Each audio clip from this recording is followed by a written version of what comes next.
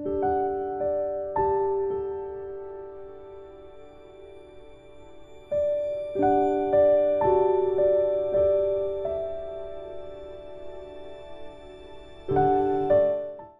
today we'll talk about the most favorite topic, that is Gurudev, the Guru element. As a devotee, it's a privilege to talk about Gurudev. इससे बड़ा कोई जीवन में क्षण नहीं आ सकता, सुख नहीं हो सकता जब एक भक्त उसके गुरु की बात करे. So today we'll see how Guru element works in life, what Guru element is, हमारे जीवन में उनका क्या स्थान है, रादर वही हमारा जीवन है, ये कैसे हम देखते हैं इसको. सो what is guru in our Indian culture? If you say guru का स्थान सबसे ऊपर है, बोलते ना गुरु ब्रह्मा गुरु विष्णु गुरुर्देवो महेश्वरा गुरु साक्षात परब्रह्म तस्मै श्री गुरुवे नमः. और वही ये संस्कृत में श्लोक भी है और दूसरी भाषा में दोहा भी है. बोलते गुरु गोविंद दो खड़े काके लागू पाए, बलिहारी गुरु आपने गोविंद दियो बताए. Now what does it mean? अभी संस्कृत श्लोक के अनुसार देखते हैं तो बोलते हैं गुरु ब्रह्मा है, गुरु विष्णु है, गुरु महेश भी है. कि ये जो क्रिएटिव काम किया है ब्रह्मा ने, ये जो सृजनशील किया है, ये दुनिया बनाई है, वो बनाने के पीछे भी गुरु शक्ति है. विष्णु जो सस्टेनेंस करते हैं, दुनिया का पालन करते हैं, वो पालन पोषण करने की शक्ति भी गुरु है. और जो बदलाव लाते हैं महेश्वर, वो बदलाव लाने की शक्ति भी गुरु है. तीन शक्ति जब इकट्ठा होती है तो वो हो गया guru element. And we are very fortunate that we have Gurudev in our life, जो हमारे अंदर सतत बदलाव ला रहे हैं, हमारा पालन पोषण कर रहे हैं, नहीं, और हमारे अंदर कुछ ना कुछ सृजनात्मक बदल भी ला रहे हैं वो. सो हमको बनाने वाले भी गुरुदेव है, हमारे अंदर बदलाव लाने वाले भी गुरुदेव है, और हमको बनाए रखने वाले भी गुरु ही है. सो इसीलिए बोलते हैं कि गुरु गोविंद दो खड़े. भाई गुरु और गोविंद दोनों खड़े, गुरु और भगवान.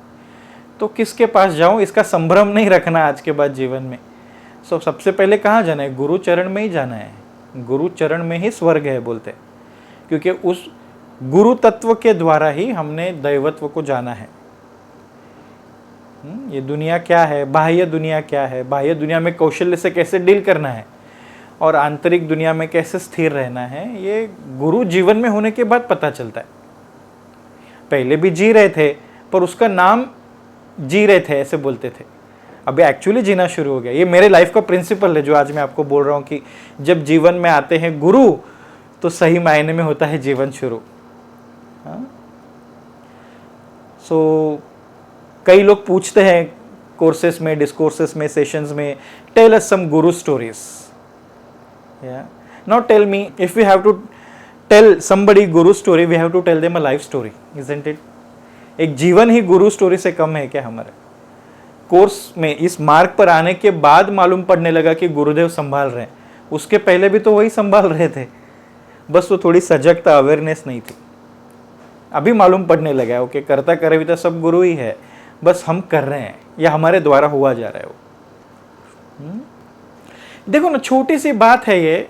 हम रहते तो पृथ्वी पर है, यदि हम कोई चीज उछाले ऊपर फिर से नीचे आती है, या if we jump and then when we come down, what do we call this force? We don't call no पृथ्वी आकर्षण. What do we say? Gravity. और ग्रेविटी को क्या बोलते हैं संस्कृत में? गुरुत्वाकर्षण. गुरु, जो गुरुत्व है वही आकर्षण है. सारी जीवन, सारी समष्टि को जो अपने पास प्यार से बांधे रखता है, प्रेम से बांधे रखता है, वही गुरु है. नो, और साइंस ने ये बाद में प्रूव किया. देखो दुनिया पर, इस पृथ्वी पर कई सारे मीटेराइट्स आते रहते हैं, अशनि, उल्काएं बोलते हैं जिसको. वो यदि आके पृथ्वी पर लग गए तो with in a fraction of second जीवन खत्म हो जाएगा. पर वो जब पृथ्वी के पास आते रहते हैं ना, तो उसको एक ग्रह है वो खींच लेता है अपने पास. उसका ग्रेविटेशनल फोर्स अर्थ से ज़्यादा है. And that planet is nothing but गुरु, जिसको हम जुपिटर बोलते हैं.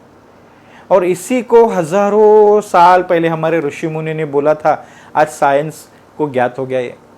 इसलिए बोलते हैं ना, जितना प्यार प्रेम पिता करता है उससे कई गुना ज़्यादा प्रेम माँ करती है ना. और माँ जितना प्रेम करे उससे कई गुना ज़्यादा प्यार गुरु को होता है हमारे लिए। सो जहाँ कोई ट्रांजैक्शन नहीं है, जहाँ कोई लेन देन नहीं है, जहाँ सिर्फ देन है गुरु के तरफ से हमको, वही गुरु है, वही गुरु तत्व है। और गुरु कोई शरीर नहीं है ना, शरीर में आ गए ताकि हम वो तत्व को अनुभव कर पाए, उस तत्व के साथ हम कनेक्ट हो पाए, रिलेट कर पाए, कुछ संभाषण कर पाए। And whenever we have come in front of Gurudev, are we not connected to our own self? Tell me. So वो कुछ नहीं है, हमारा ही रिफ्लेक्शन है वो ना। गुरु तत्व इतने सहज सरल रहते हैं हमारे सामने कि वो हम ही है ऐसे लगता है वो। इसीलिए हमारे संस्कृति में बोलते हैं कि अनाथ शब्द जो है ना, अनाथ का अर्थ क्या है? जिसका कोई नाथ माने गुरु नहीं है। इसको गलत वे में ले लिया है दुनिया ने, जिसका कोई पेरेंट्स नहीं, माता पिता नहीं, वो अनाथ नहीं। नहीं नहीं, माता पिता है पर जीवन में गुरु नहीं है, तो सही मायने में अनाथ है वो व्यक्ति, क्योंकि जीवन ही नहीं है। दिशा तो छोड़ो, दिशा तो कोई भी यंत्र दिखा देगा आपको, वो कंपास ले लो मोबाइल में, वो भी दिखा देगा दिशा। गुरु दिशा नहीं दिखाते, गुरु दीक्षा देते। गुरु शिक्षा भी नहीं देते, गुरु क्या करते हैं? दीक्षा देते हैं और जीवन ही बनाते हैं वो। Guru is not a guide who will tell you how to walk on the path. Guru itself is a journey and guru itself is a destination. तो यही गुरु तत्व के बारे में बात करने मिल रहा है एज अ डिवोटी, यही बड़ी भाग्य की बात है नहीं? वरना क्या लोग आप देखो नॉर्मली बैठते हैं ऑफिसेस में, बाहर इधर उधर रेस्टोरेंट्स में, what they talk about is some external things, external world, politics, socio politics और क्या पता नहीं, food and film industry, what not, you know. But a devotee, when we devotee meet, we talk about guru, and that's the way, which can uplift our life, uplift our consciousness. तो मेरी journey शुरू हुई थी 2000 सितंबर में। मैं इस मार्ग पर आया ऑफिशियली कोर्स करने के बाद, तब थोड़ा बहुत जानने लग गया गुरुदेव के बारे में। And he is my love at first breath. Normally लोग बोलते हैं लव एट फर्स्ट साइट, पर जब मैंने उनके द्वारा सिखाई गई एक प्रक्रिया की, जो अभी हजारों लाखों लोगों ने अनुभव किया है, जिसकी वजह से जीवन बदला है, तो वो पहली सांस जब उस प्रक्रिया में मैंने ली, आई गॉट टू नो, अरे कुछ तो अलग है भाई ये। So he was not my love at first sight, he was my love at first breath. उसके बाद फिर मैं first time I met him in ashram, Bangalore आश्रम। मैं बैंगलोर आश्रम गया था, मुझे अभी भी याद है, 2000 दिवाली अक्टूबर में थी वो। That was the Diwali of my life. वो दिवाली सेलिब्रेशन जो शुरू हुआ है 2020 में, अभी तक वो दिवाली चली रही है। फटाके ज्ञान के, मस्ती के, आनंद के बजी रहे हैं, वो फुलझड़ियाँ बजी चली रही है, खत्म नहीं हुआ वो। आश्रम में गए थे and the first interaction, I was sitting in Darshan line. आप भी कई सारे लोग आए होंगे आश्रम, दर्शन लाइन में मिले होंगे गुरुदेव से। तभी हार्डली लोग हुआ करते थे, ओल्ड आश्रम था तभी। षणमुखानंद हॉल में हम बैठे थे, षणमुख हॉल में, और वहाँ पर दर्शन लाइन में मैं बैठा था। And I used to hear about Gurudev. Gurudev आते हैं, हम ब्लैंक होते हैं, बोलने को कुछ होता नहीं है। तो मैं मन में था ठीक है, he is Guru, it's okay. अनुभव में नहीं था वो एक्चुअली। और उस वक्त वो दर्शन लाइन में गुरुदेव आए, एक यहाँ मिले वहाँ मिले, और मैं वेट ही कर रहा था कि मुझे अभी देखेंगे। And first eye to eye contact होगा अभी मेरे गुरु के साथ मेरा। और हुआ ऐसे कि उन्होंने मुझे इग्नोर किया और आगे चले गए। तो नेचुरली मन में आया, this is not fair. World is unfair, but at least I am expecting this fair behaviour from you. All the way I came to Bangalore from Mumbai, and that time transportation was not easier, I tell you. It was very difficult. अभी जितने resources नहीं थे transport के, तो हम आए थे वहाँ। तो बैठा मैं, जैसे ही मन में आया कि this is not fair Gurudev, you are ignoring मी, और जैसे मन में ये थॉट आया, ही जस्ट टर्न्ड अराउंड। उन्होंने कभी पीठ नहीं दिखाई है लाइफ में डिवोटीज को, पर फिर भी वो टर्न हो गए, ऐसे मुड़ गए, और उन्होंने देख के आंखें ऐसे विंक किया और ऐसे गाल पे ऐसे मेरे थपथपाया वो कि अरे तू जान, आंखों से थोड़ी देख रहा हूँ मैं तुझे। वो जो एक टच था ना, वो टच में साइट की जरूरत नहीं थी, आई कॉन्टेक्ट की जरूरत नहीं थी। It is said that entire life people wait for that unconditional love. in that one touch I could experience that unconditional love from him. या वो जो टच उन्होंने गाल पे किया, वो सिर्फ गाल पे नहीं था, मेरे स्किन पे नहीं था वो. He touched my heart, he touched my soul. Yeah, and that was the moment of my life. It is said that people cannot forget first love of their life. I can forget because this experience is much richer and bigger. I cannot forget this experience, the first touch, gentle touch, the touch of unconditional love of Gurudev. और वो अभी भी जारी है. उस वक्त जो उनके सामने शीश झुका है, अभी तक चाहते हुए भी उठा नहीं है. चाहा भी नहीं कभी, पर चाहूँगा तो भी उठेगा नहीं कभी. इसलिए बोलते हैं ना कि हमारे संस्कृति में दोहा है, बोलते हैं कि ये तन विष की बेल रे, गुरु अमृत की खान, शीश दिए जो गुरु मिले तो भी सस्ता जान. I mean, who else can understand this very well? No? And the beauty of Gurudev, you know what? I am not the only one. ऐसे millions of people have experienced this. That unconditional love, utmost care, and profound knowledge, yet with lot of mischief. He is the perfect combination of everything. Yeah? And the way we celebrated Diwali with him in October 2000, it was an amazing experience. I thought ashram रहेगा, crackers करेंगे, burst करेंगे, नहीं करेंगे, but he was totally into it. पूरी रोशनाई हो रही थी वहाँ पर. Life was at its peak उस वक्त. ऐसे लगा कि सच्ची में स्वर्ग देखने के लिए मरने की जरूरत नहीं है, ऐसे महसूस हुआ मुझे वहाँ पर. जीते जी भी स्वर्ग देखा जा सकता है, और मरने के बाद ही भगवान की अपेक्षा करते लोग. वो तो सामने था मेरे बैठा हुआ, मेरे गुरु के रूप में. वो जो अभी भी मैं याद करता हूँ ना, इट इज सेड, भूतकाल से मिलने वाला सुख भी वर्तमान में दुख ही लाता है. पर ये ऐसा क्षण है, ये ऐसे मेमोरीज है ना, जो जितने बार उनको याद करते, जितने बार इन मेमोरीज में खोते हैं, आनंद उतना बढ़ता है. So that's the beauty of our गुरुदेव, कि उनसे मिलने वाला भूतकाल का सुख भी वर्तमान में और भविष्य में सुख ही सुख लाता है. सो ये रहा दिवाली सेलिब्रेशन. फिर उसके बाद जब हम आश्रम से निकले 3-4 दिन के बाद, मैं, सलील दादा और रश्मिन थे, हम तीनों गए थे मुंबई से आश्रम. और हम तीनों भी वैसे ऐसे वेल टू डू नहीं थे, हम भी तीनों ऐसे स्ट्रगलर ही थे उस वक्त, फाइनेंशियली भी. तो काफ़ी इधर उधर करके हम आए थे आश्रम. और जब जाने का वक्त आया तो पता चला कि सिटी में देवी पूजा है. हम थे आश्रम में जहाँ से ऑलमोस्ट 15-20 किलोमीटर्स का डिस्टेंस है. सो देवी पूजा के लिए जाना था, पर हमारी बस थी 4 बजे की, फॉर एग्जाम्पल ऐसे. पर देवी पूजा के बाद वहाँ दर्शन वगैरह था, तो हमने सोचा यदि हम देवी पूजा में बैठे तो हमारी बस मिस हो जाएगी, और हमारे पास उस वक्त उतने पैसे भी नहीं थे कि वो बस मिस हो गई तो और कहाँ से टिकट खरीदेंगे हम. सो हमने कहा चलो देखते हैं, जितना देर सिटी में जा पाए, अगर हम वहाँ बैठ पाए, देख भी पाए गुरुदेव को, तो देख के तुरंत निकल जाएंगे. और फिर वहाँ हम सोच ही रहे थे कि सिटी तक जाना भी कैसे है. अभी आश्रम से सिटी तक इतना पहले जैसा इजीली ये भी नहीं था अवेलेबल ट्रांसपोर्ट. तो हम ऐसे सोच ही रहे थे, तो वहाँ से कार आ गई जिसमें 3 एग्जैक्टली पीछे के सीट्स खाली थे. So we were sure, absolutely, it was not our wish by the way, that wish has been implanted in us by Gurudev में भी. और हम तो ऐसे ही आने वाले थे मुंबई वापस.